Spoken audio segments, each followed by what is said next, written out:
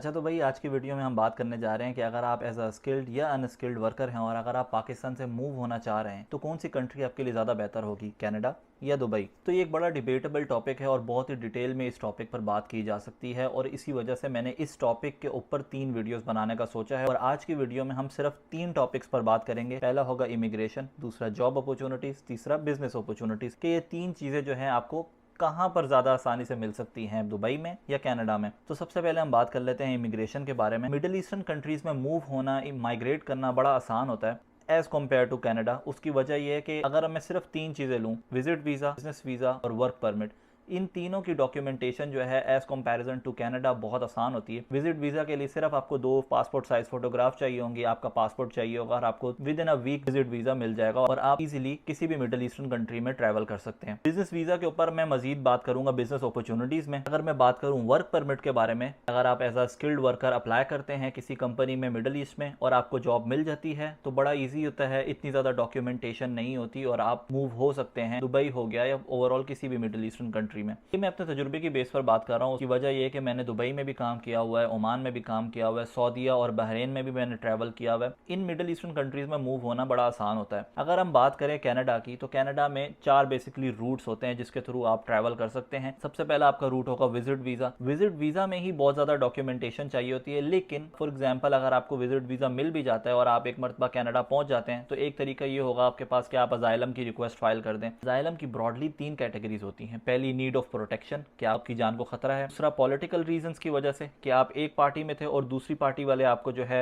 मारने की कोशिश कर रहे हैं। और तीसरा reason country at civil war है कि आपकी कंट्री में जो है ना जंग शुरू हो गई। इस तरह इस वक्त सीरिया में चल रही है, पैलेस्टाइन में चल रही है, इसके अलावा यूक्रेन में चल रही है। तो एक तरीका तो ये हो गया। दूसरा, स्टडी परमिट। स्टडी परमिट में मैंने रिसेंट पास में भी बहुत सारी डिटेल्ड वीडियोस बनाई है और उसमें मैंने बताया कि कितनी जो है डिटेल्ड डॉक्यूमेंटेशन चाहिए होती है। मेनली स्टडी वीज़ा के लिए 3 चीज़ें आपको चाहिए होंगी। एक होगा यूनिवर्सिटी का एडमिशन, दूसरा स्टडी परमिट, तीसरा जीआईसी गारंटीड इन्वेस्टमेंट सर्टिफिकेट, जिसकी अमाउंट पहले 10,000 कैनेडियन डॉलर्स थी, अब उसको बढ़ा के 20,000 कैनेडियन डॉलर्स कर दी, मतलब मजीद मुश्किल कर दिया। तीसरा आपका होगा वर्क परमिट। वर्क परमिट में 2 कैटेगरीज आती है। अगर आप स्किल्ड वर्कर हैं, चार्टर्ड अकाउंटेंट हैं, आईटी में बड़ा अच्छा एक्सपीरियंस है आपका, तो ये 2 कैटेगरी तो ऐसी है, पाकिस्तान, इंडिया या एशियन कंट्री से कहीं से भी बैठ के अप्लाई करें, इनको फुल्ली स्पॉन्सर्ड जॉब मिल सकती है। मैं भी इसी तरीके से कनाडा आया हूँ फुल्ली स्पॉन्सर्ड जॉब पर। दूसरी कैटेगरी में आपको वर्क परमिट किसी कंसल्टेंट से खरीदना पड़ेगा। आजकल मार्केट जो है तकरीबन 20 से 50,000 कैनेडियन डॉलर्स की चल रही है और उसमें भी आपको कुछ पता नहीं होता। अक्सर ये होता है कि कंसल्टेंट फ्रॉड कर जाते हैं, नकली वर्क परमिट आपको पकड़ाकर गायब हो जाते हैं। चौथी कैटेगरी जो होगी वो हमारी परमानेंट रेजिडेंसी मतलब पीआर अप्लाई करने की होगी। कनाडा में वैसे तो 70 से ज्यादा इमिग्रेशन प्रोग्राम्स हैं, लेकिन आप किसी भी इमिग्रेशन प्रोग्राम के थ्रू अप्लाई करके कनाडा आ सकते हैं। लेकिन मसला इस वक्त यह है कि कनाडा ने इस वक्त इमिग्रेशन के रूल्स बहुत सख्त कर दिए हैं, की रिक्वायरमेंट बहुत ज्यादा इंक्रीज कर दी है। पहले जो पॉइंट्स की रिक्वायरमेंट 400 के करीब थी वो अब बढ़ा के 560 कर दी है। रिसेंट पास में मैंने एक रील भी बनाई थी इस पे। अगर आपके पास मास्टर्स की डिग्री हो, 3 साल का इंटरनेशनल एक्सपीरियंस हो, आइल्स में CLB 9 बैंड हो और आपकी एज 30 साल से कम हो तो आप पीआर लगवा के कनाडा आ सकते हैं। यकीन करें कि अगर आपके पास ये 4 चीजें भी हो, अब ऐसे हालात आ गए हैं कि इसके बाद भी पीआर लगना बड़ा मुश्किल हो गया। तो इमिग्रेशन की अगर हम बात करें तो मैं मिडल ईस्ट या दुबई को 1 पॉइंट दे दूंगा। मतलब मिडल ईस्ट में मूव होना बड़ा आसान है एज कंपैरिजन टू कनाडा। अब बात कर लेते हैं हम जॉब अपॉर्चुनिटीज के बारे में। कनाडा में आपको बेतहाशा जॉब ऑप्शंस मिल जाएंगे। जब मैं जॉब ऑप्शंस की बात कर रहा हूँ तो मैं ऑड जॉब्स की बात कर रहा हूँ, जिस तरह वॉलमार्ट पे आपने काम कर लिया या किसी स्टोर पे काम कर लिया। इस तरीके की जो जॉब्स होती हैं वो कनाडा में आपको बेतहाशा मिल जाएंगी। और सबसे जबरदस्त चीज ये होती है कि वर्क लाइफ बैलेंस यहाँ पर बहुत अच्छा होता है। 9 to 5 जॉब होती है, उसके बाद लोग दूसरी कोई जॉब्स कर लेते हैं। पर आवर रेट्स बहुत अच्छे होते हैं। मिडिल ईस्टर्न कंट्री में पर आवर रेट का कोई कॉन्सेप्ट नहीं है, सैलरीज होती है पर मंथ की। स्पेसिफिकली अनस्किल्ड वर्कर की अगर मैं बात करूँ तो मैंने वहाँ पर अनस्किल्ड वर्कर को ख्वार होते हुए देखा है। एक तो सख्त गर्मी और उसके बाद मेहनत मजदूरी वो जो करते हैं और रिटर्न में उनको कुछ भी नहीं मिलता। अगर मैं ओमान की बात करूं तो 100 से 150 ओमानी रियाल सैलरी होती है। दुबई में मैंने टैक्सी ड्राइवर्स को ड्राइव करते हुए देखा है 12-12 घंटे और at the end of the month तकरीबन 3 से 4 हज़ार दरहम उनकी सैलरी होती है जो कि वो अन करके घर लेके जाते हैं। ऑन द अदर साइड अगर वही टैक्सी ड्राइवर कनाडा मूव हो जाए तो वो यहाँ पर आने के बाद तकरीबन 3,000 से लेकर 7,000 कैनेडियन डॉलर्स तक कमा सकते हैं। डिपेंड करता है कि वो दिन में कितने आवर्स के लिए ड्राइव करते हैं। और इसके साथ ही साथ अगर आपके पास अच्छी स्किल्स हैं, अच्छा तजुर्बा है